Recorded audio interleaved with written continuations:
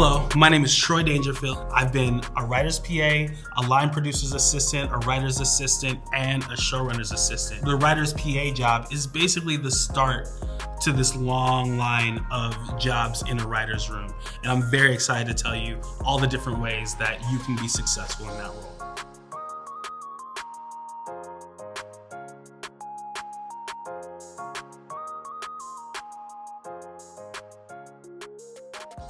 As a writer's PA, your main function is to make sure that the writers need for nothing. That means taking care of lunches, usually dealing with parking, usually dealing with guests, packages that may arrive. But overall, your job is to make sure that the writers have everything that they need, whether it's their favorite type of markers, their favorite type of pens, also making sure that they get their lunches. Lunches are a very important part of being a writer's PA. If the writers are not really able to leave the room. And so because they're in the room constantly, it's really important that when they do order lunch, they get what they need, they get what they ask for, and they get it quickly and on time. As a writer's PA, that is your number one job, is to make sure that they have their food. Because if they don't, they can't continue to be creative and do the things that are really important and necessary in the room.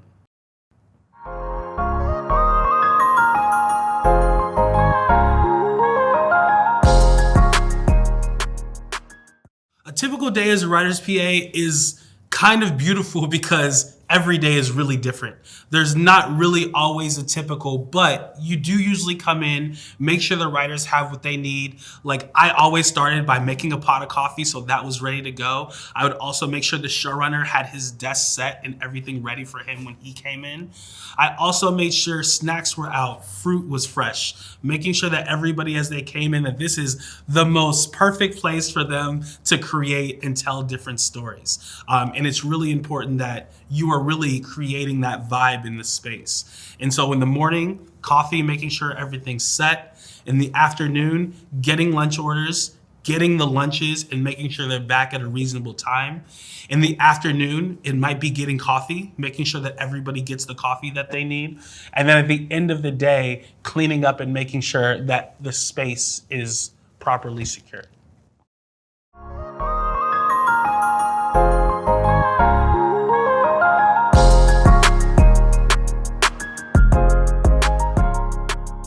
Organization is one of the most important things when it comes to being a writer's PA. And you know what your best tool is? A pen and paper. As a writer's PA, if you want to succeed, the number one thing you need to do is make sure that everybody has what they need. Because of that, you have to write things down. If someone says they're going to be out of the office at a certain time, write it down, make a note. It's very important because forgetting is not an excuse. If you want to rise up and not be a writer's PA forever, because there are some that do the job way longer than they should be, and it's usually because they're not intuitive enough to really be able to understand what people want and give them what they need. So for me, from an organizational standpoint, it was always about writing things down and making lists so you don't forget. If somebody says, hey, I really like the chiseled tip pins for when I'm using my dry erase board, and you don't get them that, then they're gonna be like, okay, can't follow instructions. If you can't follow instructions, you can't be given bigger responsibilities, which means you're gonna be doing the job a lot longer than you wanna be, and also probably not gonna be making any money while you're doing that job. And if we're out here, we all wanna be making a good living, and the PA is not a job that you wanna be at for a long time. You wanna get in, you wanna do the job, and you wanna move out. And what's most important is showing everybody in the room that you are responsible, trustworthy, and dependable. It's the bare minimum. And how you do that is by writing things down and never forgetting what people ask for.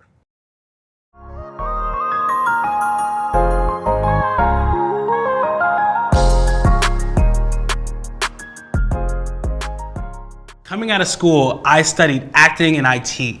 And then I ended up being a writer's PA, going on a track to be a creative writer. And it's crazy all of the different jobs that I've had. I've had IT jobs, I've had serving jobs, and I think being detail oriented is one of the things that I have found that is really, really helpful with being a writer's PA.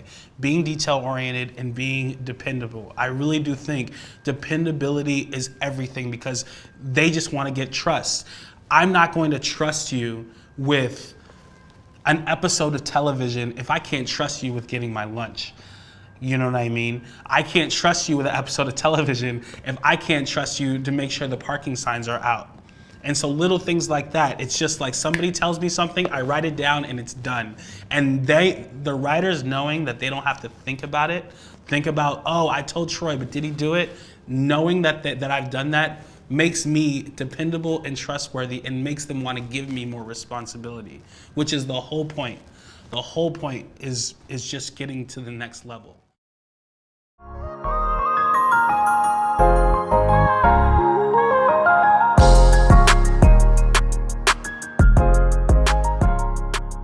Social skills is something that is very important to a writer's PA. Why? Because you need to be an anticipator. You need to understand what people want before they even ask. Like if they want a certain type of pen, they have it. If somebody likes a certain color Post-it notes, they have it. If somebody always has water in the morning before they get into the room, have that glass ready. Like all of those types of things are really, really valuable. And I think it's really important to be able to see the room as people who you are really trying to influence to want to help you get to the next level. It's really, really important. And you do that by ingratiating yourself, by understanding what they want and anticipating it before they ask. If somebody's asking you for something, it's already too late. One more time, if someone's asking you for something, it's already too late. It's your job to anticipate and be there early. Going along with that, there's a lot of things that you don't know when you're starting a new job. Every writer's room is different. Every writer's room has a different set of skills and a different energy. It's okay to ask questions. It's okay to figure out how things are done. But I made it a point, no one's ever gonna tell me how to do something twice, ever. You tell me, I write it down, I remember it, I do it.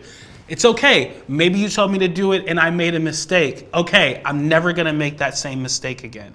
All of these things are about discipline. All of these things are about dependability. All of these things are how you move up in an incredibly difficult industry. You have to make yourself indispensable. And how do you do that? You make people like you.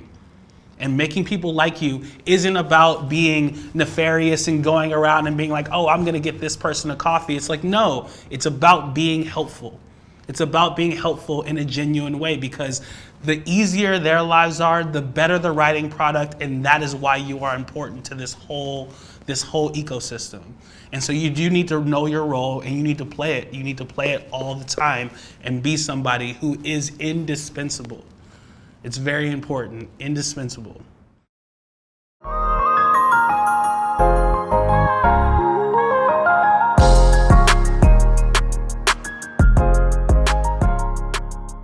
Okay, story. First writer's PA, right? I came out to LA as an actor.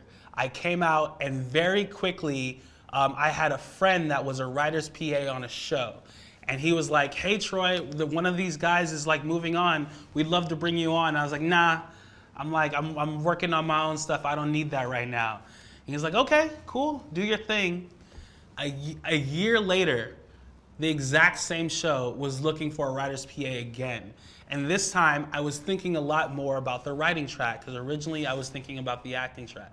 And now I'm thinking about the writing track and I was like, oh, this could be a really cool place to work. The show was Castle on ABC. It was a great show. It was in its 6th season when I interviewed for them.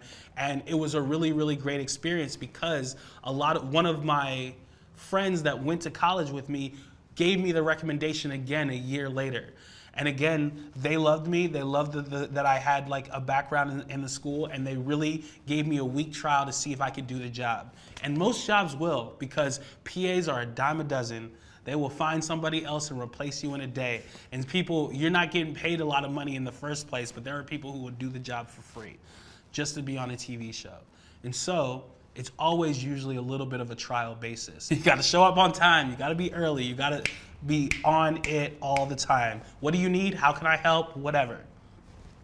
That being said, as a writer's PA, it's something to know. There is a decent amount of downtime. What do you do with it? You want to be a writer? Are you writing something? It's really good if the writers see you writing when you're not helping them. But if you say you're a writer and you ain't got no scripts, well, you say you're a writer, you don't have any ideas, well, then maybe you shouldn't even be in this job, because the whole purpose is to get you there. Now, I'm not saying as a writer's PA, I was working sometimes 60-hour weeks, sometimes more. Not saying that, oh, any downtime you have, you need to be writing, because there's a lot of work. There's a lot of things to be doing. But you should be progressing. You should be getting further ahead. No one's gonna give you an opportunity if you don't have the will. Because when somebody comes, Troy, you've got my lunches, you've always got my favorite pens, you got these stickers I love, like, how can I help you now? And you're like, I wanna be a writer. They're like, great, send me your script. And you're like, oh, I haven't read it yet, I haven't written anything. Like, oh, I can't help you. You have to be helpable. You have to be in a place where people can get you to that next level. It really matters. And if you aren't in a place where they can help you, it's almost not even worth having the job. Because the best case scenario is like, oh, I like Troy. I'd love to help him out. Troy, do you have a script? Well, of course I have a script. Here's my script. It doesn't even have to be a great script, because they just want to see that you are progressing. Nobody's going to come into this industry and just be Steven Spielberg. You have to give it the time. So, always be working.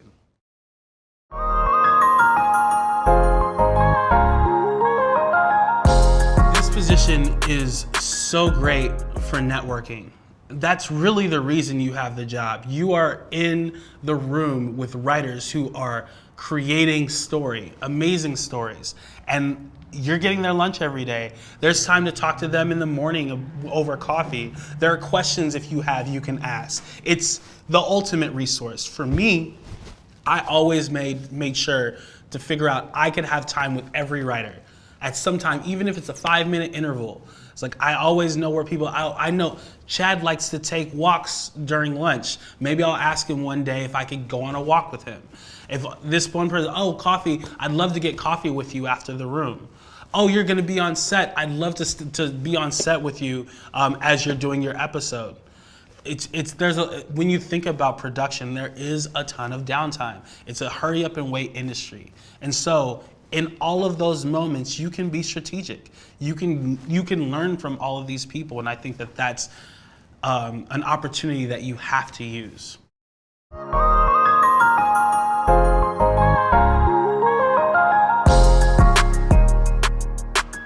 When I was a writer's PA, I went above and beyond multiple times.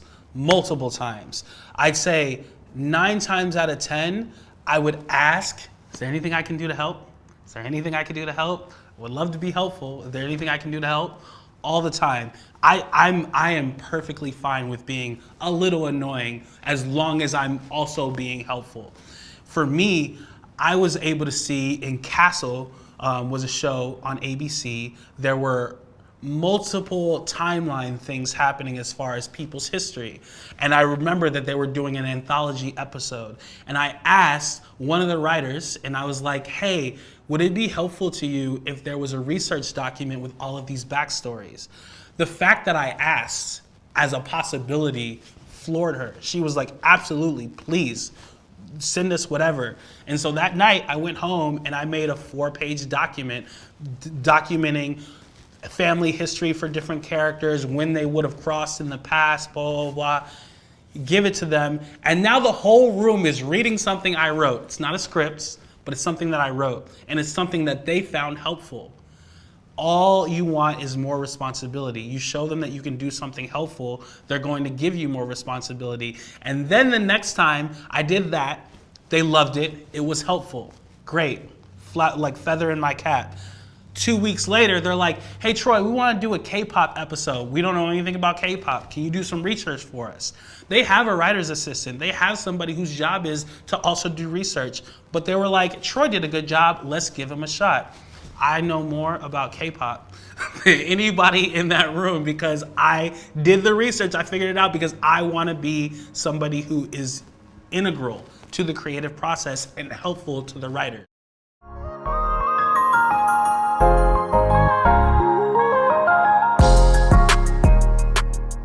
Now, if I was to train somebody on how to do a PA job, I would start in the room. This is the writer's room. These are where the writers sit. This is the job that they do. You cannot be a good writer's PA without knowing what is required of the writers. So I'd start there. I talk about how they're sitting in a room all day, how they're coming up with ideas, how story is being broken, and what that process is. Because if you know that process, you know where you can fit in to be helpful in that process. Step 2, I would really talk about what kind of organizational things can be set up to make every day easier for yourself. That includes a menu binder that has all the restaurants that you might need to go to. It includes printing out sheets with all of the writers' names and spaces for them to write their orders every day. It would also include knowing the background of who the writers are, what shows they came from, what work that they have done before. Then I would go, what are their favorite snacks? There was one writer who I'm still very close with. His name is Rob Hanning, and he could not work unless there was salami in the fridge. He would not eat all of the salami, but he wanted to be sure that if he needed to take a break, he could go have a piece of salami. And if it wasn't, it was like a moment, right? And so I always made sure that there was salami in the fridge. And there were weeks where he never even ate the salami, but when he wanted it, it was there. And it was when he wanted it, not only was it there, but it was fresh. And so when he wanted it, that was available to him. So I think really understanding who the writers are, what their preferences are, what they like, what they don't like, is just really, really helpful. If somebody has a peanut allergy, good to know. If somebody is vegan, great to know. If somebody has a favorite type of water, sparkling, flat, whatever, all of that matters. If someone has a favorite fruit, you just really want to cater to them and make sure they have everything they need. At the end of the day, the writers can't leave. They're in the room until they are not anymore. And sometimes the rooms can go from 10 to 5 p.m. Sometimes they could go 10 to 9 p.m. And sometimes they can go much later. But that's not where we are right now. So that the long rooms happen, but the point is it's really important to know what their days look like so you can be helpful for them. I know I had a lot of writers that dark chocolate was their fuel, and finding ways of getting them dark chocolate at the most optimal times. I would come into the room around 3:45 and be like, chocolate, just throw it all over the table. And they're like, thanks, Troy, yeah, and then I'm out. All of those things, it's just about being helpful.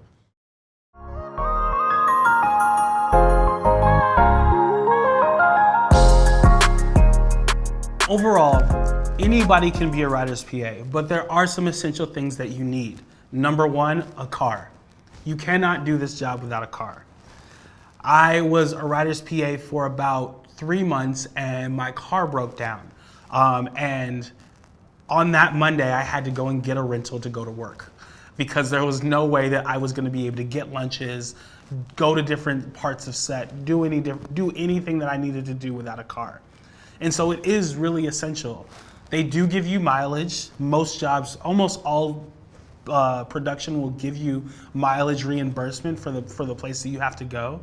But that's also something really important that you need to track. So every time you go to Tender Greens, that's 6 miles away, you always write that down. And I would keep a log of a MapQuest, and I would just keep adding all of the places that I went throughout the week. Then at the end of the week, I could have the total of the miles of what that was to there and back, there and back. It really adds up. And so it's really important to have all of that detailed out so you can do your mileage at the end of the week. But without a car, there's no way that you can do it because your main function is leaving the studio to get back to do things.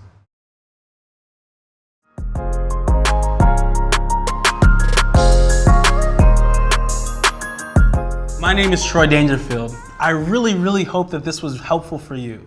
As a writer's PA, it's really hard to start at the bottom. But when you start at the bottom, there's only one way to go, is up.